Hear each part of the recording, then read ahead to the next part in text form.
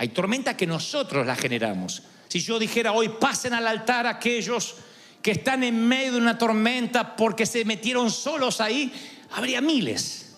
Pero, y esto es lo que me sorprendió cuando Dios me daba este mensaje ayer. ¿Y si Dios te mandara una tormenta? ¿Y si Dios quisiera desatar su favor sobre ti? Y para desatar el favor necesita que pases por una tormenta. Sé lo que estás pensando. ¿Por qué Dios permitiría que yo me meta en una tormenta? Bueno, eso es lo que ocurre con los discípulos. El Señor prometió, ustedes en este mundo van a afrontar aflicciones. ¿Qué desata el favor de Dios en tu vida? Yo diría que lo que desata el favor de Dios es la obediencia, el obedecer. El favor de Dios es el componente que marca la diferencia en cualquier vida. Pero tu futuro, así como está conectado al favor, el favor está conectado a la obediencia. Si yo no hubiese obedecido a cosas que Dios me mandó a hacer, nunca habría experimentado su favor. El favor de Dios se experimenta cuando uno obedece, aún a cosas que uno no le ve sentido de obedecer. Cuando uno tiene que iniciar una tormenta, cuando uno se tiene que meter en el ojo de un huracán, porque Dios te está mandando, eso desata su favor. Y de esto quiero hablar durante los próximos minutos. ¿Qué significa obedecer a Dios? Bueno, significa obedecer desde las cosas más triviales, como si siembro voy a cosechar, si salgo a evangelizar tendré el fruto de una vida cambiada, de ser cierta forma el padre o la madre espiritual de aquella persona cambiada. Hay cosas que las puedo palpar, pero hay otras obediencias que tienen que ver cuando Dios nos manda a meternos en una tormenta. ¿Qué sucede cuando Dios te manda a hacer algo y ese algo se empieza a descontrolar? Cuando uno llega a Cristo, uno tiene la expectativa falsa de que juntamente con la salvación te dan un fast pass para evitar las tormentas. Entonces el pastor te dice, a partir de ahora usted tiene a Cristo y no va a tener más problemas. De allí es que la gente se frustra. Porque claro, tenemos a Cristo, estamos en el primer amor, estamos felices con lo que Dios nos da y de pronto empieza la crisis matrimonial. Y tú dices, pero si yo tengo a Cristo, ¿por qué entonces me está yendo mal en la intimidad de mi casa? Y empieza la primera tormenta que te sorprende, porque el pastor te dice que serás salvo tú y toda tu casa, y tu casa va a ser un lecho de rosa, y que si no es así es porque se te metió Satanás o la suegra, pero alguien se te metió. Tú llegas a Cristo y dices, no tengo tormenta, y de pronto empieza una crisis financiera de esa de las bravas, esa que te dejan en la lona. No puedes pagar las tarjetas, te empiezan a comer los intereses, te llega la carta del banco, no puedes asumir la renta. Entonces empiezas a pensar, ¿qué estoy haciendo mal? Y a veces es que realmente hiciste las cosas mal y te metió en una tormenta. Pero a veces simplemente es que eso tiene que ocurrir para fortalecer tu fe. Pero nos enseñaron, no, si estás en tormenta es que algo no está bien contigo. Dios quitó su mano. Dios no está ahí. Entonces empiezas a vivir la vida cristiana en una falsa expectativa. Y un día choca con las rocas de la realidad. Un día te das el trancazo con la realidad y piensas, ¿por qué estoy viviendo una tormenta? ¿Por qué mi hijo entró en rebeldía si va a la escuela dominical desde que era chiquito? ¿Por qué siento estas cosas en mi pareja? ¿Por qué en lo económico, en lo ministerial, de pronto todo se puso oscuro? ¿Por qué siento ansiedad? ¿Por qué no puedo dormir por las noches si tengo a Cristo en mi corazón? Y es porque estás en medio de una tormenta. Y este es el punto, esto es lo que quiero llegar. Hay tormentas que nosotros generamos, metida de pata. Nos metemos en un despadre porque hicimos algo que no teníamos que hacer. No digo siempre, pero posiblemente hayas hecho las cosas mal. Te equivocaste, te casaste sin oración, no tenías a Dios en el corazón, te casaste por acostumbramiento, no estabas enamorado. Un montón de factores que hoy te metieron en una tormenta perfecta. ¿De quién es la culpa? ¿Quién es el autor intelectual de la tormenta? Tú, yo. A veces estamos embarcados en deudas porque no nos pusimos a pensar si realmente podíamos afrontar el gasto. Pero nos metimos en fe, sin preguntarle a Dios, sin saber si nos podíamos meter. Dijimos, bueno, de algún lado va a salir, y no salió. Y hoy tienes más deudas que el dinero que te entra. La tormenta es, ¿a quién la generó? ¿Satanás? La generaste tú. Hay tormentas que nosotros las generamos. Si yo dijera hoy, pasen al altar aquellos que están en medio de una tormenta porque se metieron solos ahí, habría miles. Pero, y esto es lo que me sorprendió cuando Dios me daba este mensaje ayer, ¿y si Dios te mandara una tormenta? ¿Y si Dios quisiera desatar su favor sobre ti? Y para desatar el favor necesita que pases por una tormenta. Sé lo que estás pensando. ¿Por qué Dios permitiría que yo me meta en una tormenta? Bueno, eso es lo que ocurre con los discípulos. El Señor prometió, ustedes en este mundo van a afrontar aflicciones. Y eso es lo que ahora les está dando a los discípulos. Les dice, Mateo 14, 22. Jesús hizo que los discípulos subieran a la barca y le adelantaran hacia el otro lado mientras él despedía a la multitud. Al anochecer, la barca ya estaba bastante lejos de la tierra, zarandeada por las olas, porque el viento le era contrario. Esto es lo que yo quería decirte recién. Esta no es una tormenta porque bebiste más alcohol de lo debido, porque te metiste en lío, porque abriste la boca. Este es Jesús que le pide a los muchachos que se suban a una barca sabiendo de que va a haber una tormenta. Estos muchachos no son Jonás tratando de huir de la voluntad divina. Estos muchachos representan al misionero, al obrero que le cree a Dios, va de misionero y cuando llega allá se le acaban los recursos económicos. Representa a aquel que le cree a Dios en un ministerio, se mete a servir y le empiezan las afrentas o las críticas feroces. Representa a aquel que dice, voy a hacer las cosas bien en mi negocio, no voy a mentir, voy a ser íntegro, y se pone al lado de la competencia que hace negocios deshonestos y te roba la clientela. Otros dicen, estoy pasando una crisis con mi hijo, descubrí a mi hijo caído en las drogas. Una hermana contó y dijo, mire, yo cuando creí que tenía la vida toda armada, de la noche a la mañana se me cayó el castillo de naipes porque descubrí infidelidad. Y no solo eso, descubrí que mis hijos estaban metidos en lo peor que te puedas imaginar. Y tú dices, pero ¿por qué Dios no me avisó? ¿Por qué Dios no me alertó? ¿Por qué el Señor no me dijo que iba a haber tormenta, que iba a haber precipitaciones? La palabra dice que a la cuarta vigilia, esto es de 3 a 5 de la madrugada, los muchachos estaban lejos de la orilla. Yo digo, estos muchachos se merecen un reconocimiento porque no dieron la vuelta cuando vieron la tormenta, persistieron en obediencia. Dios les dijo, el Señor les dijo, vayan que yo los alcanzo. Yo hubiese visto semejante clima, hubiese dicho, vamos a pegarnos la vuelta. Se ve que Jesús no tuvo en cuenta lo que se va a desatar acá. Pero ellos persistieron en obedecer, en permanecer. Y yo quiero que esta mañana te subas a bordo de la barca junto con los muchachos y trates en un acto imaginativo de percibir la atmósfera. ¿Qué percibes? Miedo, seguro. ¿Duda? Claro. Y una pregunta por encima de la tormenta. Si pudieras hablar con los muchachos en medio de la tormenta, te dirían una sola cosa: ¿dónde se metió Jesús? ¿Dónde rayos está? ¿Dónde cuernos está? Nos dijo que nos alcanzaba y nos dejó a la deriva, a la buena de Dios. Esa es la pregunta que todo el mundo hace cuando estamos en una tormenta. ¿Y dónde está Jesús? ¿Dónde estuvo en mi crisis? ¿Dónde estuvo cuando descubrí la traición? ¿Dónde estuvo, dicen las damas, cuando alguien abusaba de mí? Yo era una nena y me robaba lo más preciado que tenía, la inocencia. ¿Cuántas mujeres te dicen, yo no sé dónde estaba Jesús?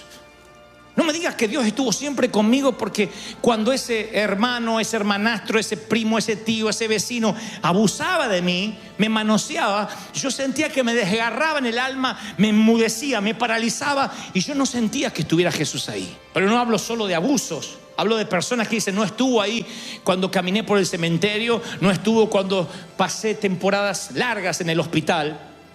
La pregunta es, ¿dónde está Jesús en las tormentas? Es algo que yo me pregunté muchas veces. Señor, tú estabas ahí, ¿por qué no te sentí? Y esta palabra va para los que sienten esa sensación desde hace semanas o meses. Y dicen, ¿sabes? Yo también siento que el Señor me abandonó. Y lo que es peor, por haberle creído a Él. Los discípulos, si pudieran preguntarte hoy, ¿dónde está Jesús? A lo mejor tú no sabrías en primera instancia responderle, pero si miras las Escrituras te vas a dar cuenta dónde estaba Jesús. La respuesta es clara y sorprendente. Jesús estaba orando. Dice la palabra, se fue a la montaña a orar a solas. Después de haber servido todo el día, oró toda la noche. Mi pregunta es, ¿será que Jesús estaba orando y como estaba distraído orando, se desató la tormenta? ¿O será que Jesús sabía que iba a haber una tormenta y estaba orando por estos cabezones? Tú dirás, pero Jesús estaría orando por ellos. Dice Romanos 8:34, a la derecha de Dios Jesús intercede por nosotros. Entonces yo tengo una respuesta. Mientras que pasaba la tormenta más oscura de tu vida, el Rey del universo estaba intercediendo a tu favor. Nunca peleaste solo contra olas, contra vientos. Nunca la solución dependió de ti. El Rey del universo estaba orando y velando, el príncipe velando por ti. Alguien tiene que decir amén. Cuando Esteban, el primer mártir de la iglesia, era apedreado, dice la palabra que él levantó la mirada al cielo y vio la gloria de Dios y vio a Jesús de pie en un lugar de honor a la derecha de Dios. ¿Vieron cuando en una película el príncipe o el rey se pone de pie? Si el rey o el príncipe se pone de pie, significa que tiene su favor. Y Esteban dice, yo vi que el Señor se puso de pie. Y esa es la palabra, la primera que quiero que te lleves esta tarde.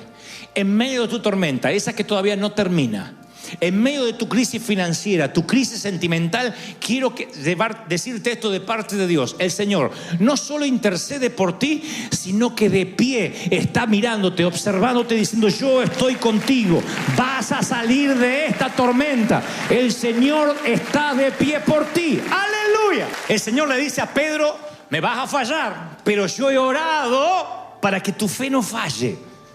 Y Jesús oró por Pedro, Jesús oró por Esteban. Y dice la Biblia, Hebreos 7:25, por eso también puede salvar por completo a los que por medio de él se acercan a Dios, ya que vive Cristo siempre para interceder por ellos. Él intercede por ti. Aquello que dice, ay pastor, usted no ora por la gente, no pone la manito, ¿para qué cree la oración de este flaco? Si el Rey de Reyes y el Señor de Señores está intercediendo por ti, si Él clama por ti, alguien tiene que creerlo, dígame amén. Ahora, vamos a convenir un par de cosas. Número uno, tú dices, bueno, ok, pero aún así yo creo que Dios debió haberme avisado que esto iba a ocurrir. Me habría preparado. ¿Estás en el momento de la boda? Pará. Se ríe, no sabe lo que voy a decir. Y el pastor dice, en la enfermedad y en la riqueza, que sean felices hasta dentro de 3 años, que se viene el huracán. Ve con Dios, chica, disfruta la que se te viene. Eso es lo que el Señor hace realmente. Es mentira que Él no nos avisa de las tormentas. Toda la palabra Él nos dice que va a haber tormenta. Que la vida es semejante a un hombre que edificó sobre la roca, y un prudente y un insensato, un simple que edificó sobre la arena. Pero para ambos soplarán tormentas. Uno permanece firme, el otro es grande su ruina, porque sus cimientos estaban sobre la arena. En el mundo tendréis aflicción, mas confiad, yo he vencido al mundo. Toda la palabra dice, vienen tormentas, pero vas a salir. Mañana está bueno, mañana es bendición, mañana te sigo bendiciendo. Yo soy fiel ayer, hoy y por los siglos. Alguien tiene que decir amén. Así que he aprendido que las tormentas no son para siempre, que si el Señor prometió que vendrá, va a venir, pase lo que pase. Y tú dices, a ver, bueno, ok, entendí. Entonces sí, el Señor me las avisa, aunque no específicamente. Tengo que estar preparado que por lo general la vida es tormenta. Yes, la vida es tormentas. ¿Siempre? No, no siempre. Pero imagina que la vida es una jungla de tormentas con unos claros de oasis de tanto en tanto, no al revés. La vida no es un oasis con algunos claros de tormenta. La vida son tormentas con algunos claros de oasis. Entonces uno tiene que buscar esos claros, esos momentos de quietud que no llegan siempre. La vida, por lo general, lo que te promete siempre son tormentas. Son eventos inesperados, son vientos huracanados, son huracanes, son ciclones, tsunamis, y no es para asustarte, porque de todo el Señor dice que nos va a dar la victoria. Ahora la pregunta es, ok, voy a lo que decía recién, Dios nos avisa, ¿sí? Y lo que me surge es, ¿y qué gana el Señor con meternos en una tormenta si ya tenemos bastante como la vida nos da? Cuando era niño, creo que me di cuenta que mamá tenía cáncer promediando los 4 o 5 años, presumo que los 5 años. Papá se iba a trabajar y ella se iba a sus sesiones de quimio con mi hermano mayor. Entonces yo quedaba solo en casa Y para permanecer en casa, esto está en un librito que les regalamos hace unos meses, el año pasado, donde yo cuento cómo me relacioné con la soledad. Para que yo pasara horas de soledad, mamá me decía, ¿por qué no dibujas? Y si dibujas muy, muy, muy bien, te voy a regalar un autito, un carrito, lo que sea, a la vuelta del hospital. Así que yo empecé a dibujar y decía, y si me canso, bueno, si te cansas, ahí tienes todos esos libros y me vas a resumir el libro completo. Todo me leí. No solo me leí y aprendí a dibujar, el dibujo me abriría paso para ganarme la vida de adolescente. Y el leer capacitaría mi lenguaje, me daría mayor verborragia, no sé, un montón de cosas que hasta el día de hoy digo, esto lo aprendí a los 5, esto me lo recuerdo de los 6. Si tú me hubiese dicho en ese momento, ¿crees que saldrá algo bueno de la tormenta? Yo te hubiese dicho, no, mi mamá se va a morir, estoy solo, soy apenas un niño, tengo miedo y me suelo orinar encima. No hay nada bueno en eso. Pero Dios, que ve más allá, Dios que está en la otra parte del hemisferio y que está en el mañana, dice, el mañana es bueno para ti. El mañana amanece. Por la noche viene el santo, más por la mañana vendrá la alegría. ¡Aleluya! Y yo pensé que nunca me iba a poder reír. Yo pensé que nunca iba a ser un tipo alegre. Y aquel niño de los ojos tristes, en la tormenta, aprendió que tarde o temprano, el que ríe último, ¿se acuerdan? Ríe mejor. Dice los salmos, dice el salmo, por la noche vendrá el llanto, pero por la mañana llegará la alegría. Y yo quiero decirte de parte de Dios que tu noche está por terminar. Cuanto más oscura está la noche, es porque más cerca está el amanecer. Cuando más cerrada está, es porque el amanecer viene para tu vida. ¿Lo estás recibiendo? ¿Puede salir algo bueno de tu tormenta? Sí. Se va a fortalecer tu fe, tu carácter va a cambiar. Como digo una y otra vez y lo vuelvo a decir, qué lindo es encontrar un hombre o una mujer sabia en la vida. ¿Quieren que te diga cuál es el principio de un hombre o una mujer sabia? Alguien que no hace escándalos, ni pleitos, ni se preocupa por boberías o babosadas, conforme la Biblia que estés leyendo. Si es México habla hoy, es babosada. Cuando ves a alguien que las tonterías les da el lugar que se merecen, es porque tuvo que pasar una tormenta bien brava, como para ahora preocuparse por una tontería. Cuando ves a alguien que te hace escándalo por tontería y que cualquier chismerío, una mosquita que vuela ya se quiere ir de la iglesia, es porque le hacen falta tormentas reales. Y esas tormentas reales van a venir, porque Dios te tiene que forjar para que dejes de molestar por estupidez. Cuando estás molestando por tontería, Dios dice, a este le va a mandar una tormenta brava. Ven, boga mar adentro, dice el Señor. Ay, el Señor me mandó. Y te mete en una. Y en esas tormentas que ves todo oscuro, tú dices, de verdad me estaba preocupando por tontería, por el chismerío, por el qué dirán. ¿Dónde queda el qué dirán? En una sala de cuidados intensivos. ¿Dónde queda? ¿Qué va a pensar? Que en la Navidad no teníamos pan dulce. ¿Dónde queda esa frase? A la luz de un accidente automovilístico, a la luz de una quiebra financiera, te das cuenta que ordenas de vuelta las prioridades. Y para ordenar las prioridades, ¿las ordenas por las buenas o te las ordena una tormenta? Porque en la tormenta lo único que es prioridad es sobrevivir, mantenerte respirando. Es la única prioridad de una tormenta.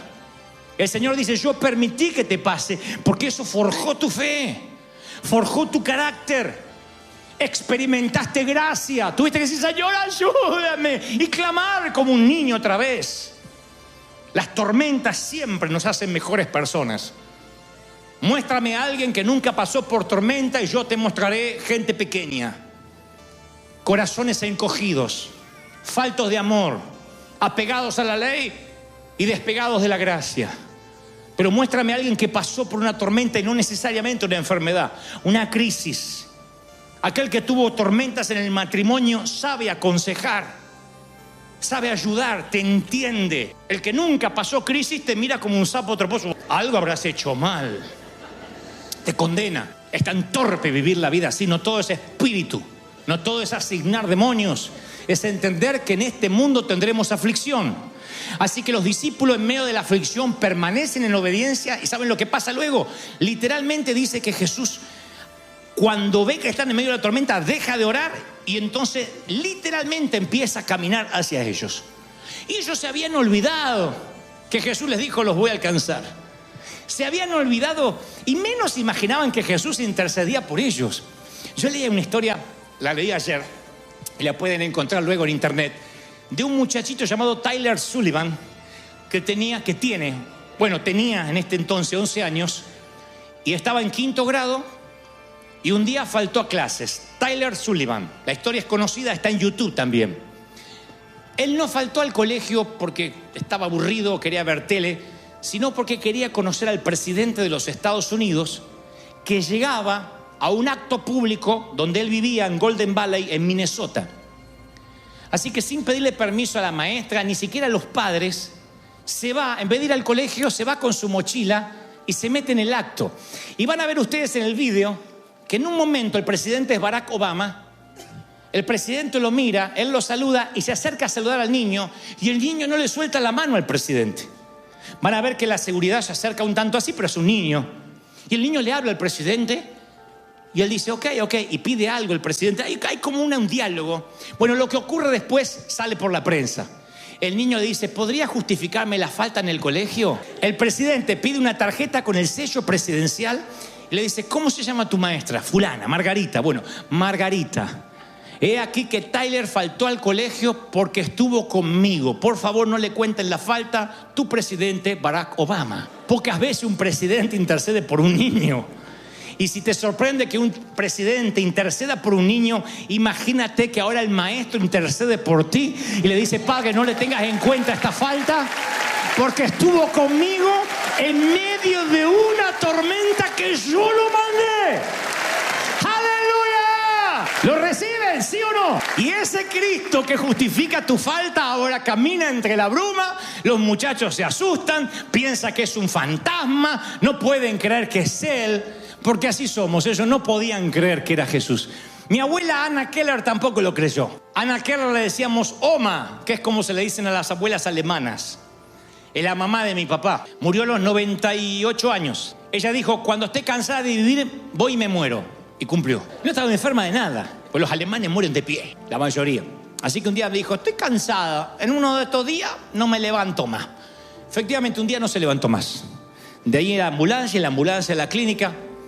Solamente estuvo 3 días en la clínica. Su cuerpo ya no le respondía. Como que un día se desconectó el cerebro de los músculos. Y ella, la última plática que tiene con mi papá y uno de sus nietos, un hermano mío, fue al despertar esa mañana, la mañana de la misma tarde que partiría a la eternidad. Estuvo como inconsciente 24 horas y cuando se despertó, le dice a mi papá: hijo, anoche yo me sentía muy sola. Y entonces no podía decir que me tomen la mano. Yo no me gusta morirme sola. Y sentía que me estaba yendo sola y entonces quería decirle a la enfermera, a alguien, pero lo pensaba, pero la orden quedaba acá y no llegaba a destino. No podía, la abuela no podía gesticular lo que quería.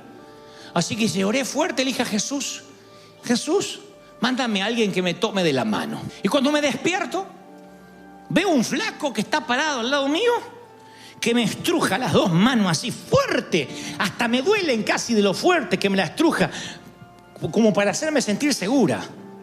Y lo miro, no sabe los ojazos que tenía, unos faroles así. Se ve que el flaco le hizo un cambio de luces así. Dice: cuando le digo le quiero agradecer, se desaparece.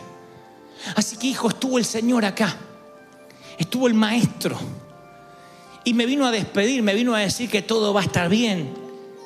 Mi papá no entendió lo que la mamá le quiso decir, lo que mi abuela le quiso decir. Le estaba diciendo que el soberano de las tormentas hizo lo mismo que hace miles de años hizo por sus discípulos. En este caso vino por ella en medio de su tormenta y le dio la mano y le dijo: Oma, no estás sola. El Señor no la vio como una abuela, la vio como una niña, y le tomó fuerte de la mano y le dijo: no estás sola. Seguramente le dijo algo más o le hizo sentir que la llevaba a casa. Pero nunca olvidaré el último testimonio de la abuela. Ese flaco hermoso estuvo ahí, era el maestro. El maestro no mandó a nadie a que le tome la mano. Él en persona le tomó la mano a mi abuela. El maestro no manda a nadie a que te salve de la tormenta. No son los helicópteros, no es el rescate, no es el FBI, no es SWAT. Él en persona se mete en tu tormenta, te sostiene de la mano derecha y te dice: aunque pases por las aguas, no te ahogará. Aunque pases por el fuego, no te quemará, ni la llama arderá en ti. ¿Cuántos dicen: ese es mi Señor? Y aplauden al Señor de señores, al Rey de reyes. ¡Wow! Si Él viene a tu tormenta esta mañana, celebra al Rey. Gracias por llegar hasta el final. Si esta palabra tocó tu corazón, te animo a seguir escuchando lo que Dios tiene preparado para ti en los siguientes videos.